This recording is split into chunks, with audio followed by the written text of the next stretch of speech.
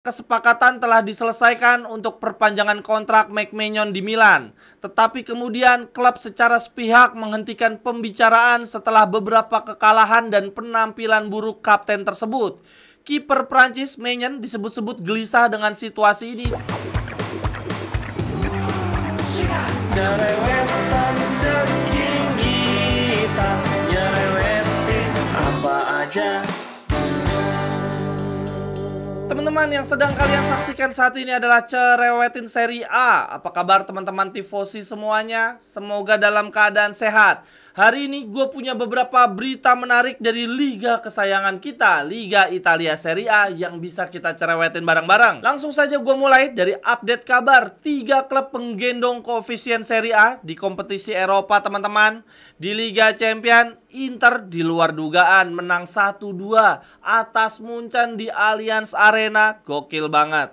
Tetapi menurut gua ini sama sekali belum aman. Menurut gua Munchen adalah salah satu klub yang punya DNA Eropa. Mereka adalah tim yang sangat berbahaya dan punya mentalitas untuk keluar dari lubang jarum. Sehingga tentu saja Inter wajib tetap waspada di leg kedua nanti. Lalu kemudian berikutnya di Europa League, di luar dugaan Lazio harus takluk dari klub yang namanya lebih mirip kayak nama dukun, anjir.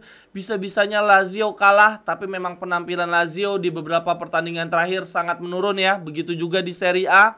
Untuk di pertandingan kemarin, ini ada rating versi Gazzetta, teman-teman. Pelatih mereka, Baroni, yang selama ini dipuja-puji mendapatkan nilai 5. Kemudian pemain terburuk Lazio adalah Vecino dengan 4,5.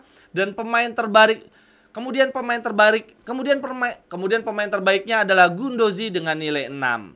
Ini berarti Lazio untuk bisa lolos ke babak berikutnya wajib menang dengan selisih 3 gol di Olimpico. Ya, semoga masih bisa lah. Kemudian lanjut ke Conference League, ada perwakilan Italia yang di 2 musim terakhir selalu mencapai partai final. Semoga di musim ini kembali mencapai final, bahkan kalau bisa juara. Untuk rating versi Gazzetta, pemain Fiorentina yang terpilih sebagai pemain terbaik adalah De Gea dengan nilai 7,5. Kemudian lanjut berita yang berikutnya, berita mencengangkan, berita sedih, kabar buruk kembali muncul di Serie A, yaitu terkait pemain yang terlibat di judi sepak bola. Menurut media namanya Agenzia ANSA, mereka mengatakan bahwa dalam penyelidikan di Milan oleh jaksa penuntut Filippini dan Amadeo atas dugaan jaringan taruhan ilegal khususnya poker online yang berujung perintah penyitaan uang sebesar 1,5 juta euro untuk Nicola Fagioli. Nah, untuk membayar utang perjudian tersebut, selain memanfaatkan sumber daya pribadinya sendiri,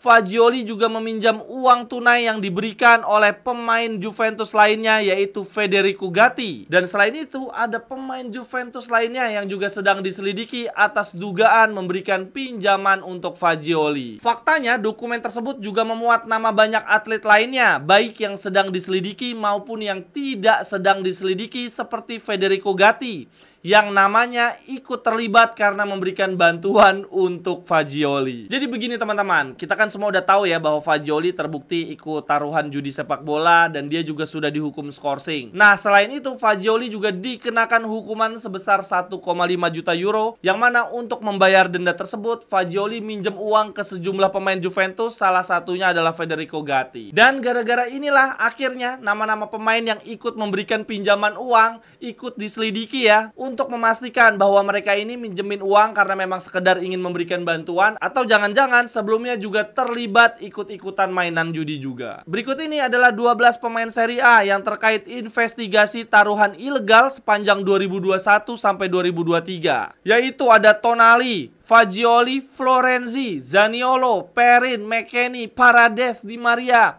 Bellanova ada juga teman-teman, Ricci, Bonato, dan juga Cancellieri. Widih, gila, banyak banget ini pemain Italia pada hobi banget main judi kayaknya. Kemudian lanjut berita yang berikutnya lagi terkait perpanjangan kontrak pemain Milan. Gazzetta mengatakan pembaharuan kontrak Maignan bukan hal yang pasti, terutama setelah tawaran klub ternyata lebih rendah dibandingkan dengan kesepakatan awal yang telah dicapai antara Milan dengan Maignan di bulan Desember yang lalu. Saat ini Milan mulai mencari pemain lainnya untuk menggantikan Maignan Maignan, yaitu ada Cavalieri, Verbruggen, dan Carnesecchi yang masuk dalam 3 besar daftar opsi menjadi kiper utama Milan musim depan. Gazzetta menuliskan, tanpa tanda tangan perpanjangan kontrak, kiper nomor 1 sekaligus kapten Milan ini kemungkinan besar akan dijual di musim panas nanti untuk menghindari dia lepas gratis di musim berikutnya. Karena pada dasarnya teman-teman, ini kontraknya Maignan baru akan habis di musim depan di akhir 2026. Kemudian selain Gazzetta ada berita juga dari Repubblica. Mereka bilang begini,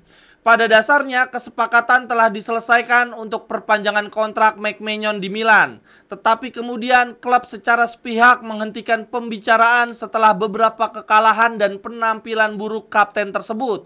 Kiper Prancis Maignan disebut-sebut gelisah dengan situasi ini dan mengancam akan hengkang secara gratis di akhir 2026 nanti. Kalau melihat situasi ini, berarti sebetulnya Donnarumma nggak bisa dikatakan sebagai pengkhianat sih. Karena ini sekarang kiper setelah Donnarumma pun kemungkinan akan ada tragedi serupa, yaitu kapten kesebelasan, salah satu pemain terbaik, pergi secara gratis karena tidak menemui kesepakatan perpanjangan kontrak. Kalau dilihat-lihat dari calon penggantinya Maignan ya teman-teman, tadi ada Carnesecchi, kipernya Atalanta. Wah, ini top sih, masih muda, 24 tahun dan asal Italia. Lalu 2 opsi lainnya bukan kiper Italia, tetapi sama-sama muda juga, bahkan lebih muda lagi. Untuk Lucas Cavalieri, ini berkebangsaan Prancis, main di Lille, usia 23 tahun, tingginya 189.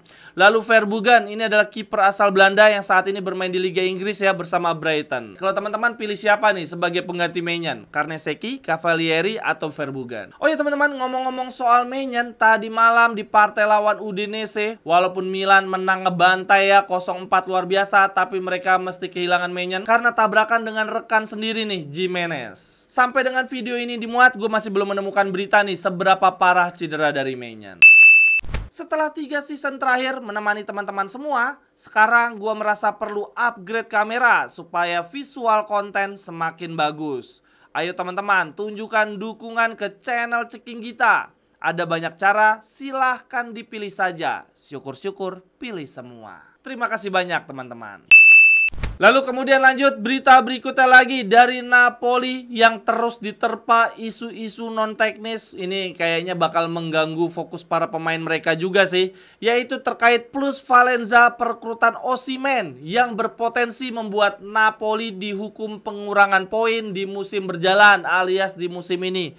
Aduh, nggak usah pakai pengurangan poin lagi deh, akan mencoreng citra Serie A banget soalnya. Jadi sebetulnya teman-teman, kan kita sering mendengar tuh beberapa bulan yang lalu ya bahwa Napoli terancam pengurangan poin karena ada plusvalenza alias rekayasa keuangan ya dalam pembelian Osimhen. Nah saat itu teman-teman, sebetulnya kasusnya sudah selesai, Napoli dinyatakan tidak bersalah. Ini tiba-tiba isunya muncul lagi ya teman-teman, karena hakim di Roma meminta Federasi Sepak Bola Italia mencabut keputusan tersebut. Lalu kenapa kok isu ini kembali terangkat padahal sebelumnya sudah diputuskan Napoli tidak bersalah? Ada 2 versi pendapat teman-teman yang mengemuka di Italia. Yang pertama mengatakan bahwa isu ini diangkat oleh rival-rival Napoli ya dalam perburuan Scudetto sekarang untuk mengganggu fokus mereka. Tapi ada pendapat lainnya yang kedua, yaitu bahwa kasus ini sebetulnya ada unsur-unsur baru, ada nama pemain-pemain lainnya yang belum diselidiki. Ini Repubblica mengatakan bahwa muncul beberapa nama pemain lainnya yang terlibat dalam plusvalenza Osimhen. Napoli membayar 71 juta euro untuk mendapatkan Osimhen. Namun nilai ini diyakini melibatkan praktek plusvalenza melalui transfer tambahan sejumlah nama pemain ke klub asal dari Osimhen, yaitu ada kiper Orentis Carnezis serta 3 pemain muda lainnya, yaitu Manzi, Palmieri, dan Ligori. Nah, keempat nama pemain yang disertakan oleh Napoli ini sedang diselidiki. Apakah benar pelibatan 4 nama pemain ini sudah sesuai? Lalu lanjut berita berikutnya lagi teman-teman dari Tuttosport. Mereka memberikan analisis terkait Vlahovic yang kembali mendapatkan kehidupan setelah Tudor mengambil alih Juve ya. Namun menurut Tuttosport, Vlahovic penampilannya masih mengecewakan. Di sini dituliskan teman-teman, 2 penampilan Vlahovic bersama Tudor masih mengecewakan. Ia kembali diturunkan sebagai starter setelah dikesampingkan oleh Thiago Motta,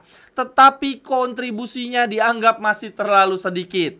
2 fakta yang sangat mengganggu, yaitu Vlahovic 33 kali kehilangan penguasaan bola dalam 2 pertandingan terakhir. Dan selain itu, Vlahovic cuma menang 2 kali duel dalam 29 percobaan di 2 pertandingan bersama Tudor. Anjir, parah banget teman-teman. Kemudian lanjut berita yang berikutnya, bukan dari Serie A melainkan Serie C teman-teman. Ini salah satu klub legendaris, Sampdoria, parah banget.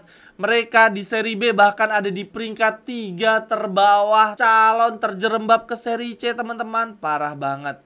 Padahal sebelumnya ya, klub satu kota mereka, Genoa Degra, mereka masih ada di Serie A. Nah, di musim berikutnya giliran Sampdoria Degra, Genoa malah promosi. Dan di musim ini orang-orang berekspektasinya adalah Sampdoria kembali ke level tertinggi biar ketemu Genoa lagi nih di Serie A. Tapi yang ada malah Sampdoria berpotensi terjun ke Serie C musim depan. Bahkan ini teman-teman, Gazzetta memberitakan ada operasi penyelamatan Sampdoria agar tidak terjerembab ke Serie C. Dan operasi ini melibatkan beberapa legenda Sampdoria. Salah satunya adalah Roberto Mancini. Sekian dulu untuk Cerewetin Inter hari ini teman-teman. Terima kasih untuk yang sudah menyaksikan. Kritik, saran, dan ajakan kerjasama silakan hubungi gua di link yang ada di kolom deskripsi. Silakan sampaikan cerewetan teman-teman juga di kolom komentar. Sampai ketemu di cerewetan-cerewetan berikutnya. Bye, thank you. Cerewetan ceking kita, nyerewetin apa aja.